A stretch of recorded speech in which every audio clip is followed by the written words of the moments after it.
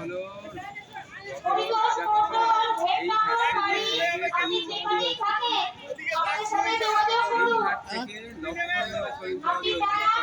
এই লক ইয়ে না, দশরথ নয়, দশরথ সলিল সমাধি হয়নি, লক্ষণ দশরথ রাজা শোকে মারা গেছিলেন। পুত্র শোকে মারা গেছিল, তাই তো? হ্যাঁ।